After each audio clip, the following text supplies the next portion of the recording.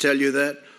And I know that the ceasefire, while complicated, is moving forward at a very rapid clip. There's a lot of people that want to see that work after so many decades and so many centuries, you might say. The United States and Turkey are working extensively on many other security issues. Turkey has the second largest armed forces in NATO after the United States, and they're a very strong second, I might add. And I'm pleased that Turkey has been steadily increasing its defense spending and is very close to the 2% of GDP range, unlike many of the other countries. At this moment, there are 8 out of the 28 countries that are current in terms of their obligation financially. Turkey has made a vital contribution to NATO's resolute support mission in Afghanistan, and its partnership was important to our destruction of the ISIS caliphate. In fact, just recently when we took out al-Baghdadi and take him out, we did. Turkey knew that we were going over certain areas. They were very, very helpful. We appreciate that very much. Good for both countries. We really appreciate it. We're grateful to President Erdogan and to the citizens of Turkey for their cooperation in the constant struggle against terrorism. He fights it like we do. Key to our security collaboration is our trade defense and military equipment program. American foreign military sales to Turkey total many billions of dollars, and Turkey supplies component parts to many American defense programs. They make parts of the frame, as an example, for the F-35. Turkey's acquisition of sophisticated Russian military equipment, such as the S-400, creates some very serious challenges for us, and we are talking about it constantly. We talked about it today. We're talking about it in the future. Hopefully, we'll be able to resolve that situation. We've asked our Secretary of State and Minister of Foreign Affairs and our respective national security advisors to immediately work on resolving the S-400 issue. We've also recently agreed to work toward a $100 billion two-way trade agreement. Secretary Ross is here, and I think we've made tremendous progress in that. We have a lot of trade with Turkey, but it could be many times larger, and Turkey would like to see that. And it would also be good for the United States. So we intend to bring it up to about $100 billion. That would be 4 times what it is right now.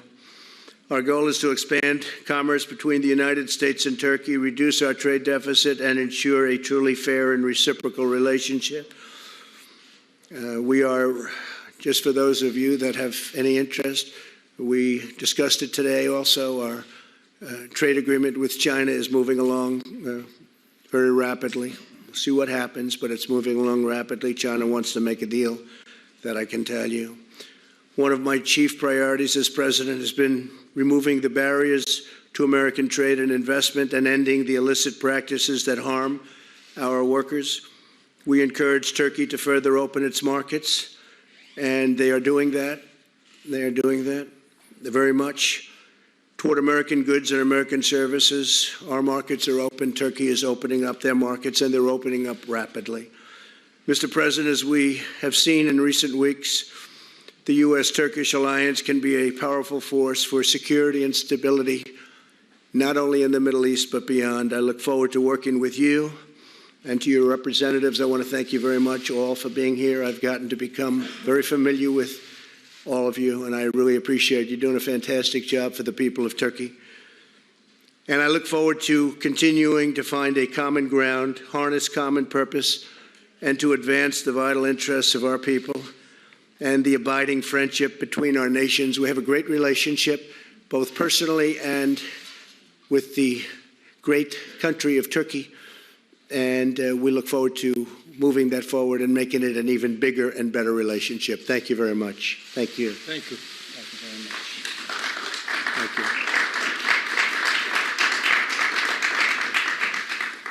Sayın Başkan, Mr. President, my dear friend, distinguished ministers, secretaries, distinguished members of the press, I would like to, at the onset, salute you with my most heartfelt emotions on behalf of myself and my nation. First and foremost, I would like to thank my dear friend President Trump and the First Lady of the United States for being such gracious hosts today.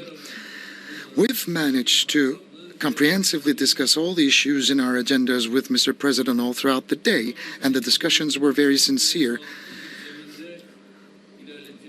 We all agree that we need to further profound our cooperation and that Turkish-American relations should be erected upon a strong and a very healthy foundation. I think we should remain resolved in order to open a new chapter in our relations which are in full compliance with our deeply rooted alliance.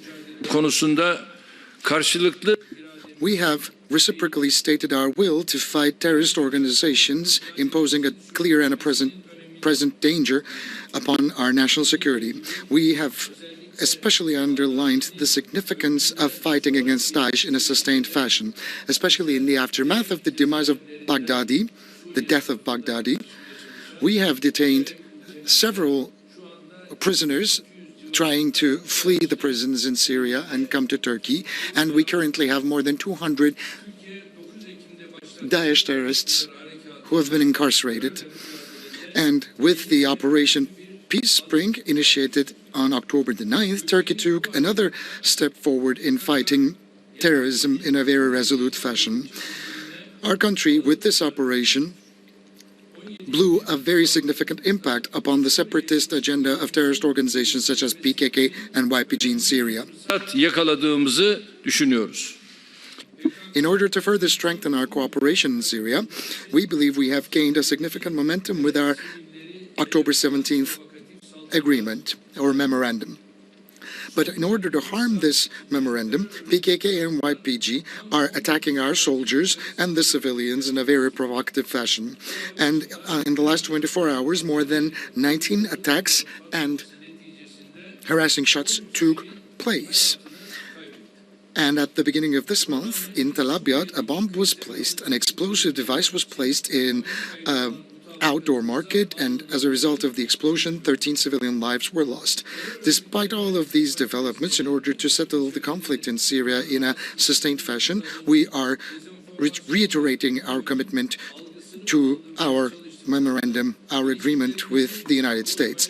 But some circles who are empathetic towards these terrorist organizations are feeling deeply upset, they are deeply disturbed, and they are using this information in order to cloud the understanding of the public opinion and that perception with the eventual gain or goal of harming our relations.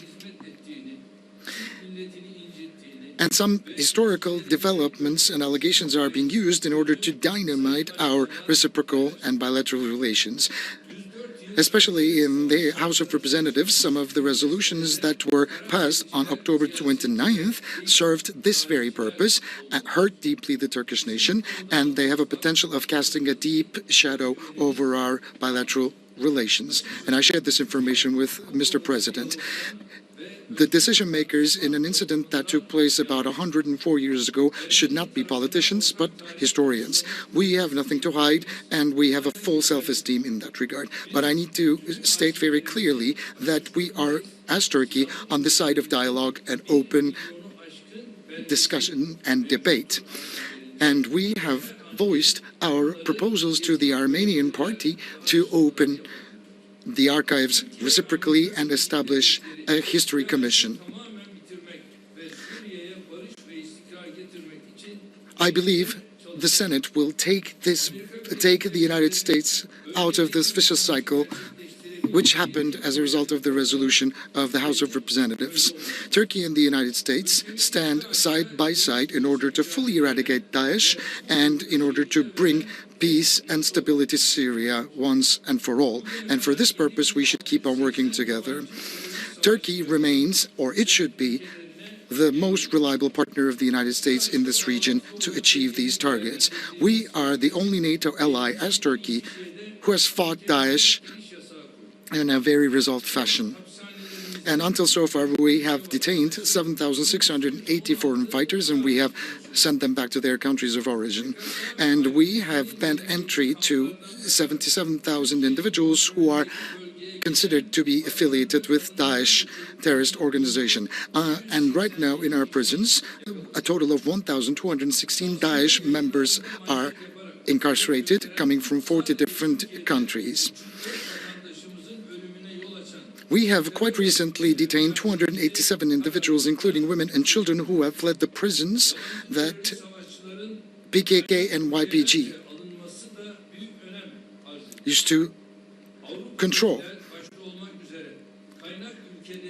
Our country is being showcased as a target, and this terrorist organization caused 304 Turkish citizens to die, and against which we are going to keep on fighting. And it's very important to understand that the foreign fighters should be accepted by the countries of origin. And we have the same understanding with President Trump in order to convince the countries of origin to do this. Distinguished ladies and gentlemen, we have a borderline of 911 kilometers with Syria. And when the war broke out 9 years ago, we were the ones at the forefront impacted heavily, and maybe the most. Currently, we have 3,650,000 Syrian refugees and a total of more than 4 million refugees. And we have spent about $40 billion, even beyond that, for these refugees in our country. And until so far, Europe only sent 3 billion euros despite a higher pledge through our NGOs. And similarly, we are providing sustained humanitarian aid to more than 3 million people living on the Syrian territory. Back in the year 2015, at the G20 Antalya summit, I launched an appeal in order to establish a safe zone in Syria. But because of the delay, tens of thousands of civilian lives were lost. This problem cannot continue forever and ever. Previously, with our Operation Euphrates Shield and Operation Olive Branch, we have managed to clear an area of 4,000 square kilometers of terrorist presence. And I agree with the proposals of the President. It's very important to realize our goals. I said Operation Euphrates Shield and Operation Olive Branch, and through these operations, we've managed to repatriate 365,000 Syrians back to their motherlands, especially in Jarablus. And thanks to the Operation Peace Spring, we have secured many towns and many villages, and the rightful settlers are going back. We have shared our projects with President Trump and our several plans for the safe zone, and with the support of the United Nations and international community, we can repatriate many more Syrian refugees in the northern part of Syria. We're talking about an area of 444 kilometers in length and 32 kilometers in depth. 1 million people can be repatriated, and in Raqqa and Deir ez-Zor, 1 million more individuals can be repatriated, so a total of 2 million refugees can be repatriated. Ladies and gentlemen, as you know, the Fethullah's terrorist organization known as FETÖ attempted to destroy the constitutional order of Turkey with a failed coup attempt, and it is a terrorist organization behind this failed coup. They have killed 251 individuals, harming 2,193 citizens, and they have even dared to bomb our parliament airborne. We have once again accentuated our expectations vis-à-vis our friends at the U.S. administration to once and for all eradicate FETÖ presence here. And we have also discussed with President Trump how to achieve the $100 billion trade volume threshold as soon as possible. We believe that we should not confuse political incidents with commerce-related aspirations. And our secretaries of commerce are currently heavily invested in achieving the $100 billion threshold. We hope and pray that we will shy away from certain measures which will make it much more challenging for us to reach these targets. And we have also quite naturally discussed our deeply rooted relations in the field of defense industry. Primarily the S-400 system and the F-35 program, we can only surmount the hurdles that we experience through dialogue. My dear friend previously stated back in Osaka at the G20 summit the injustice orchestrated against Turkey in terms of the acquisition of Patriot missiles. And we have clearly stated to President Trump that under suitable circumstances we could acquire Patriot missiles as well. As Turkey, we are ready and committed to sustain a very constructive dialogue with the United States Congress, and this is an idea that I've shared with President Trump as well.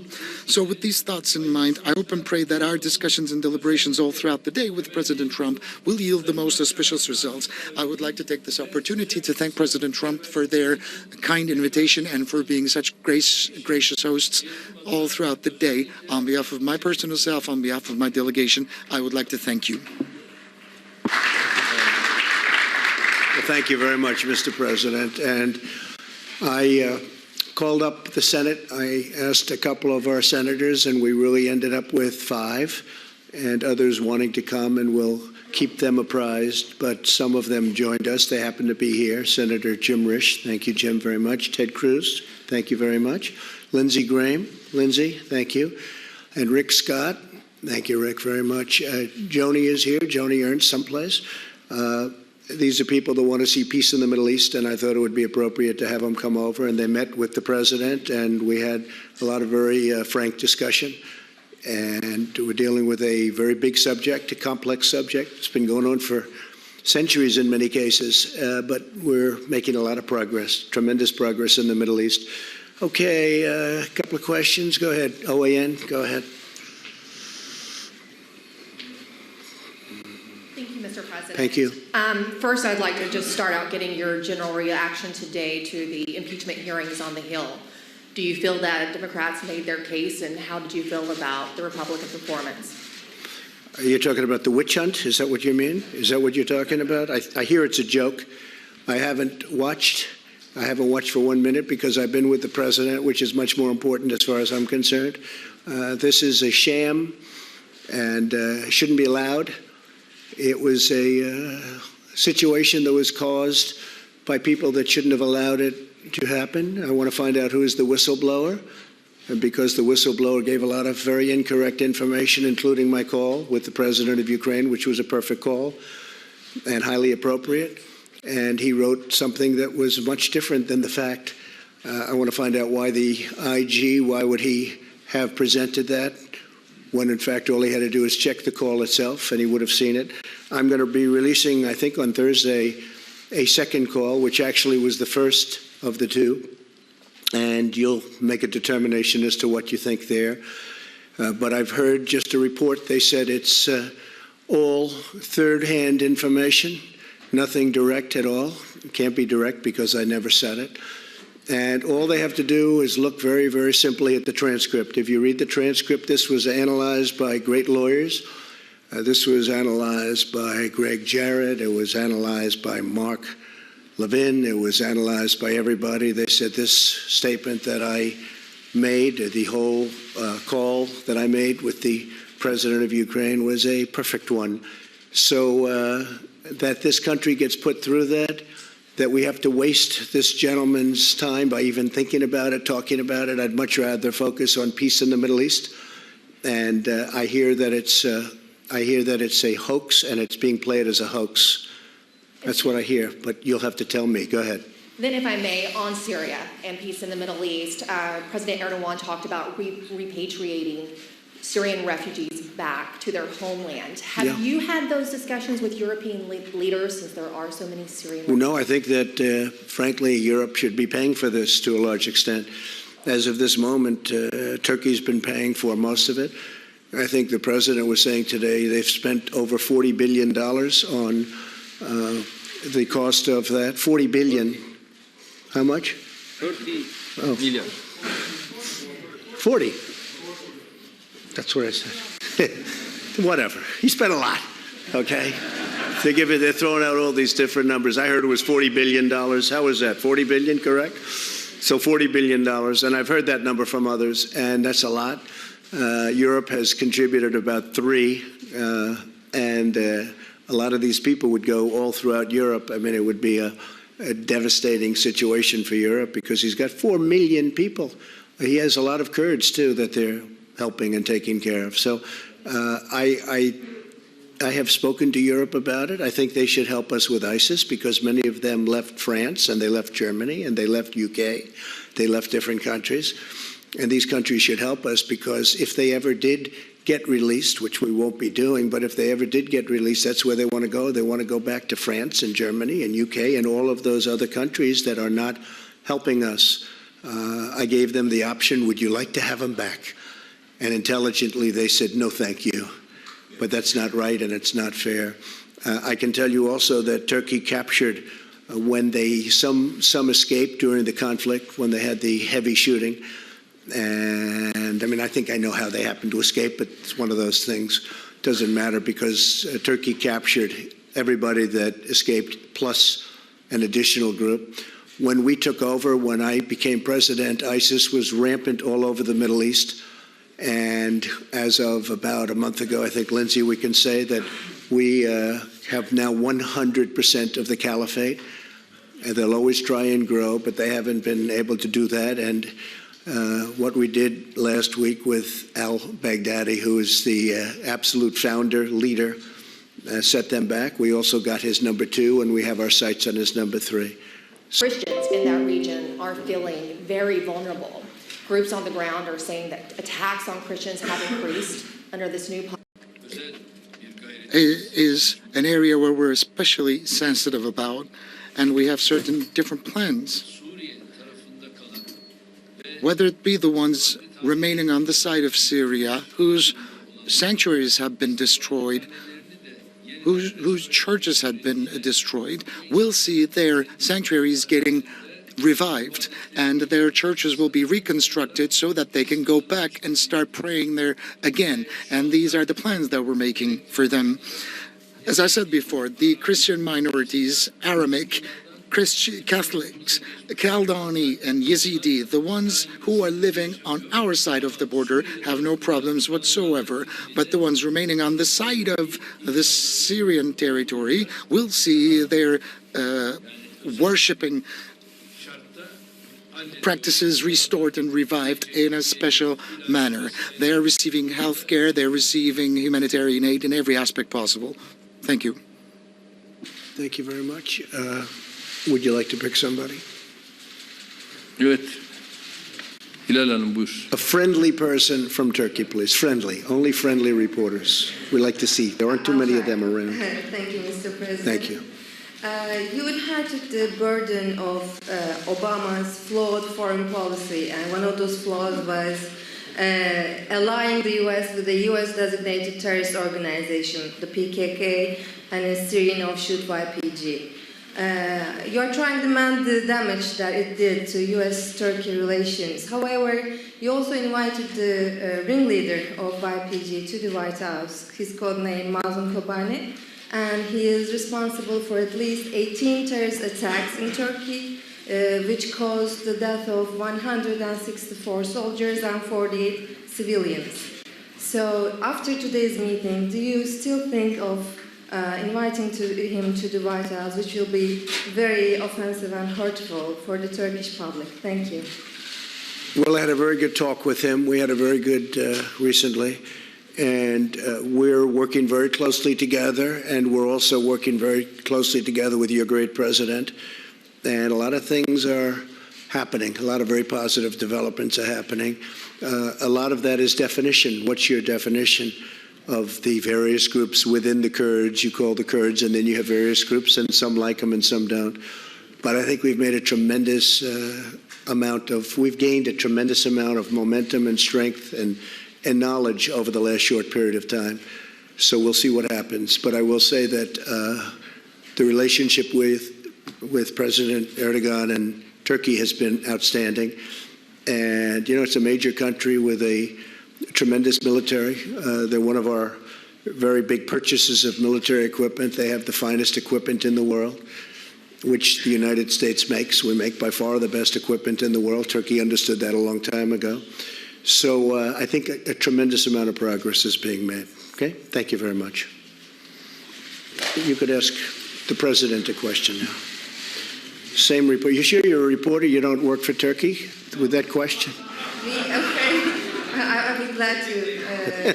Sayın Cumhurbaşkanım, özellikle FETÖ mevzusunda Mr. President, about FETÖ, we are not getting the best of news out of the United States. And the FETÖ office targeting Turkey is extensively invested in their daily works. But I can see certain traces that the US government is ready to understand more about FETÖ. So my question is, how do you perceive the situation developing vis-a-vis the Fethullahist terrorist organization and the American approach to FETÖ in that regard? Can we expect anything further? Yes. Thank you. During this current visit, we are going to submit, as we already have actually, a great deal of documents and evidence. And FETÖ is a terrorist organization, and he is the leader, the ringleader of this terrorist organization. They have killed 251 people in Turkey. They tried to undertake a coup against the government, the state, and more than 2,000 people have been injured, and the ringleader is living on an area of 400 acres in the United States, running his network all around the globe. And this is something unacceptable. And during this visit, as I've said before, we have introduced an additional array of documents. We will submit them to the relevant authorities, including Mr. President, and in the light of these documents, I think they will appreciate the situation. We send the terrorists back if they ask for them, and I'm sure they will do the same for us. Fox, please. Thank you, Mr. President. Thank you. I know that you didn't spend a lot of time glued to the TV today, but there was one moment where Ambassador Bill Taylor recounted a conversation that an aide of his overheard. It was the day after the phone call with Zelensky on July the 26th, in which the aide says that he overheard you say to Sondland, how are things going with proceeding with the investigations? Sondland repeated back to you, according to this aide, that Ukraine was prepared to do everything that you wanted it to do. Is that correct? And can you fill in some more? I know nothing about that. First time I've heard it. The one thing I've seen that Sondland said was that he did speak to me for a brief moment, and I said no quid pro quo under any circumstances, and that's true. The other, I've never heard this. In any event, it's more second-hand information, but I've never heard it. Do you recall having a conversation with Sondland? I don't recall. No, not at all. Not even a little bit. The only thing, and I guess Sondland had stayed with his testimony, that there was no quid pro quo. Pure and simple. Yes, please. And to President Erdogan, President Trump sent you a letter on October the 9th urging you not to launch a military action into northern Syria. He said, quote, don't be a tough guy, don't be a fool. You ignored that letter and you went ahead and you launched a military action into northern Syria. Can you explain why you ignored the president's warning? Tabii bu mektupları Well, this letter was represented to Mr. President this afternoon, and I've also underlined the fact that a terrorist such as Ferit Abdul-Shahin should not be considered as an interlocutor by a country such as the United States. And this individual, Ferit Abdul-Shahin, has been instrumental in the killings of hundreds of Turkish civilians, and he is a person labeled as like a son for the terrorist leader who is currently incarcerated in Turkey, Abdullah Öcalan. So a person like this should not be welcomed by a country such as the United States.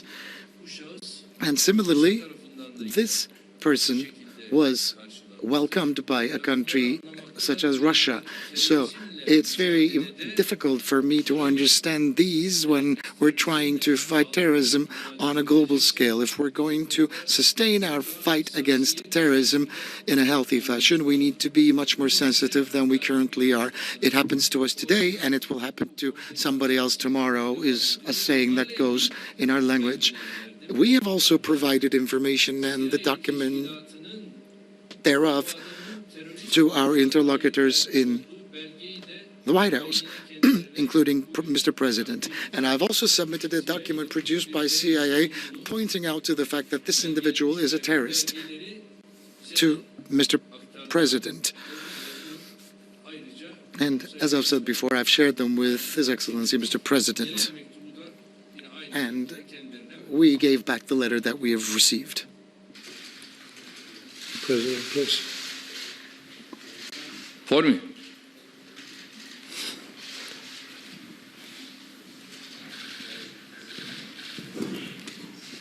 Thank you very much, Mr. Kurd from Kurdistan. Thank you very much, Mr. President, for all you have done for Kurdistan and for Peshmerga in fight against ISIS. Yep. Thank you very much. I appreciate that. My question is, all senators I meet, all of them, I interviewed them, they believe Kurdistan is very unique in the Middle East and protect all minorities. Right. What is your clear policy on the Kurds right now?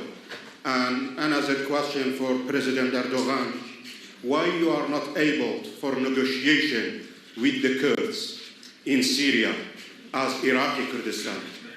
Do you think they will be your friend in future? Thank you very much. Thank you very much, Mr. Well, thank you very much. And I will say that we've had a great relationship with the Kurds, and we fought with them very successfully against ISIS. We fought together. We have great generals and we have great equipment, and it certainly helped a lot. But we were very, very successful, and we captured, as I said before, 100%. I was going to, when we were at 97%, I was going to say, well, that sounds pretty high to me. And I was thinking about stopping it then, and a lot of people said, please go to 100. And very quickly, very rapidly, the military got the 100. I wanted to have that. But we have a great relationship with the Kurds. We have had. We're with them now. We get along with them. And by the way, I think the president, he may have some factions within the Kurds, but I think the president has a great relationship with the Kurds. Many Kurds live currently in Turkey, and they're happy and they're taken care of, including health care. We were talking about it before, including health care and education and other things. So that's really a misnomer. But our relationship with the Kurds has been a very good one. Okay? Thank you. Öncelikle bir şeyi birbirinden ayırt et. First, we have to make a distinction between two things. We have no problems with the Kurds. We have problems with terrorist organizations. Some terrorists coming out of the Kurds. Which are they? What are they? PYD and YPG, which are offshoots of the terrorist organization PKK. Just as we have no problems with our brothers and sisters in the northern part of Iraq, where we enjoy great relations, and we have no problems with, similarly, our brothers and sisters in the northern part of Syria. During the times when Assad was not recognizing the Kurdish presence in the northern part, I told him that he needs to give these individuals passports and that he was making a mistake. And secondly, there's something really important. I want you to know this. My political party has more than 50 MPs of Kurdish ethnicity in the Turkish parliament. We don't have problems with the Kurds, but we have problems with the terrorists. And of course, you're not going to own up to the terrorists, are you? Whoever they are, whoever they might be, but we have to make a distinction here. We're just fighting terrorists, period. Because the terrorists don't have an ethnicity, they don't have a nationality, they don't have a flag. If they are terrorists, that is a terrorist. If you don't fight back, then tomorrow you will have to pay a very hefty price. Thank you. Thank you very much, everybody. Thank you. Thank you.